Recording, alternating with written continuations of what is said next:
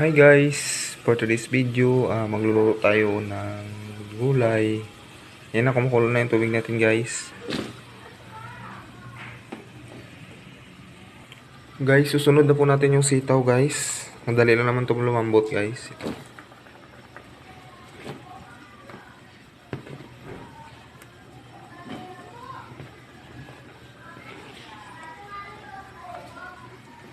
Yan guys, basic na ulam lang yan guys.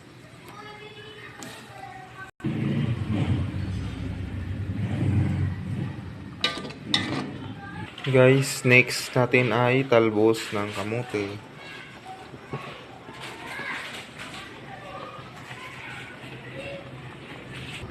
So guys, ngayon na po guys, mayroon tayong kalabasa, sitaw, talbos ng kamote at saka okra po. Bali, 4 na klase po yan mga idol.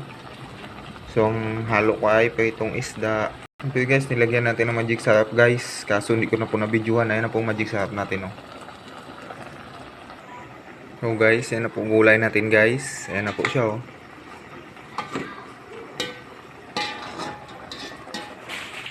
So guys, luto na po yung gulay natin guys. Bali, pinatay ko na po yung apoy. Hanggang dito na lang po mga idol. Thank you for watching. Bye bye.